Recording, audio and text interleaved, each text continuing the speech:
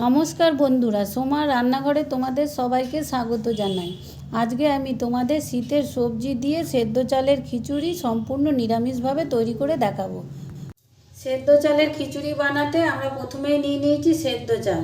এখানে 250 গ্রাম সেদ্ধ চাল আছে। চালটাকে আমি ভালো করে ধুয়ে নিয়েছি। আর নিয়েছি 3 রকমের ডাল। এখানে আছে অল্প একটু অড়হর ডাল, মটর ডাল, আর নিয়েছি মুগের ডাল। মুগের ডালটা আমি একটু ভেজে নিয়েছি। আর লাগছে নুন, সর্ষের তেল, হলুদ গুঁড়ো, জিরে গুঁড়ো, আর কাঁচা লঙ্কা, আদা আমি একসাথে বেটে নেব। ঝালটা তোমরা তোমাদের পছন্দ মতো দিতে পারো। আর নিয়েছি কিছু সবজি, অল্প একটু কুমড়ো, আলু, মটরশুঁটি, ফুলকপি, সিম, গাজর, এই সমস্ত সবজিগুলোকে আমি ছোট ছোট করে কেটে নিয়েছি। ফোড়নের জন্য লাগছে 5 ফোড়ন, 2টো তেজপাতা আর শুকনো লঙ্কা আমি ফাটিয়ে নিয়েছি। আর লাগছে ধনেপাতা কুচনো। ডালগুলোকে আমি ধুয়ে একসাথে চাল ডাল আমি সেদ্ধ হতে দেব। গ্যাসে একটা হাঁড়ি বসিয়ে দিয়েছি, তাতে দিয়ে দিয়েছি জল।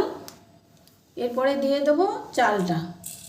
এই চালের সাথেই আমি দিয়ে দেবো ডালগুলোকে আমি ভালো করে ধুয়ে নিয়েছি। সেই চাল ডাল একসাথে আমি দিয়ে দেবো।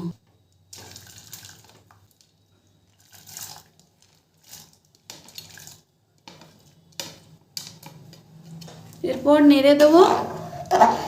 সেদ্ধ চাল সেদ্ধ হতে টাইম লাগে, সেজন্য আমি একসাথেই ডালগুলোকে দিয়ে দিয়েছি। চাল ডাল একসাথেই ভালো করে সেদ্ধ হয়ে যাবে। এরপর দিয়ে দেবো ঢাকনা। এরপরে ঢাকনাটা আমি তুলে নেব। চাল আর ডালটা ফুটে উঠেছে। এই যে ফেনাটা উঠেছে, এই ফেনাটা আমি হাতা দিয়ে ফেলে দেব।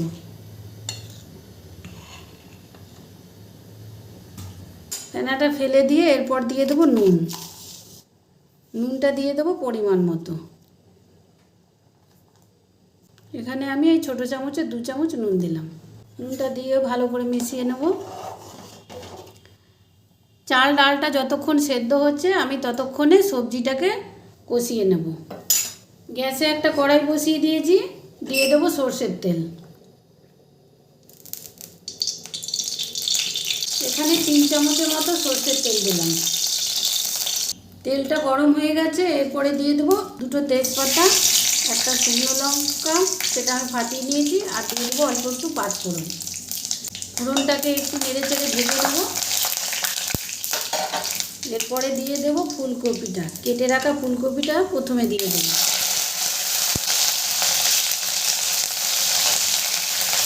এরপরে দিয়ে দেবো কেটে রাখা গাজরটা, কেটে রাখা আলু, কুমড়ো আর সিমটাও দিয়ে দেবো। এরপরে সমস্ত সবজিগুলোকে আমি ভালো করে মিশিয়ে ভেজে নেব। সবজিগুলোকে আমি লাল করে ভেজে নেব। শীতের দুপুরে 5 রকম সবজি দিয়ে সেদ্ধ চালের খিচুড়িটা খুব ভালো লাগে খেতে। খিচুড়িটা আমি সম্পূর্ণ নিরামিষভাবে তৈরি করছি। সমস্ত সবজি ভালো করে ভাজা হয়ে গেছে। এরপরে আমি এক এক করে মশলাগুলো দিয়ে দেবো। প্রথমেই দিয়ে দেবো আদা, কাঁচা লঙ্কা আমি একসাথে বেটে রেখেছি, সেটা এবার দিয়ে দেবো।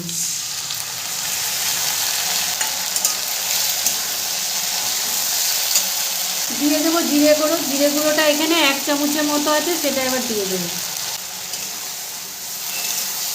মশলাটাকে আমি ভালো করে কষিয়ে নেব। হলুদটা আমি এই সবজির মধ্যে দেবো না, হলুদটা একবারে আমি খিচুড়ির মধ্যে দেবো। এরপরে দিয়ে দেবো মটরশুঁটিটা। মটরশুঁটিটা দিয়েও আমি ভালো করে মিশিয়ে নেব। চাল আর ডালের মধ্যে আমি 1.5 চামচ নুন দিয়েছিলাম, এখানে আমি আরও ছোটো চামচের 1 চামচ নুন দিলাম। নুনটা দিয়েও ভালো করে কষিয়ে নেব সবজিগুলোকে। সবজির সাথে মশলাটাকে ভালো করে কষানো হয়ে গেছে। এরপর আমি এটা সাইডে রেখে দেবো। বারে বারে নেড়ে দেবো হাতা দিয়ে, আর দেখে নেব চাল আর ডালটা কতটা সেদ্ধ হয়েছে। চাল ডালটা ভালো রকম সেদ্ধ হয়ে গেছে। এরপরে দিয়ে দেবো হলুদ গুঁড়ো। আমি এই ফুটন্ত খিচুড়ির মধ্যেই হলুদ গুঁড়োটা দিয়ে দেবো না, না হলে ডেলা পাকিয়ে যাবে। এরকম হাতার মধ্যে দিয়ে আস্তে আস্তে এভাবে নেড়ে দিতে হবে।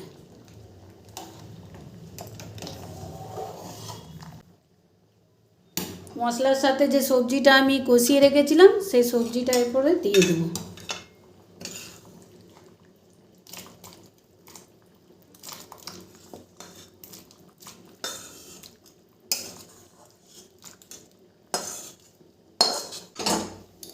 সবজিগুলো দিয়েও ভালো করে মিশিয়ে নেব। এরপরে খিচুড়িটাকে আমি ভালো মতো ফুটতে দেব। খিচুড়িটাকে এভাবে বারে বারে নাড়তে হবে, না হলে তলায় লেগে যেতে পারে। এরপর দিয়ে দেব ধনেপাতা কুচনোটা। ধনেপাতাটা দিয়ে ভালো করে মিশিয়ে নেব। এই খিচুড়িতে আমি ধনেপাতা দিচ্ছি বলে আর ঘি ব্যবহার করলাম না, চাইলে তোমরা গাওয়া ঘিও দিতে পারো। সেদ্ধ চালের খিচুড়িটা আমার তৈরি হয়ে গেছে, এরপর আমি নামিয়ে নেব। সেদ্ধ চালের খিচুড়িটা আমি একটা সার্ভিং প্লেটে সার্ভ করে নিয়েছি।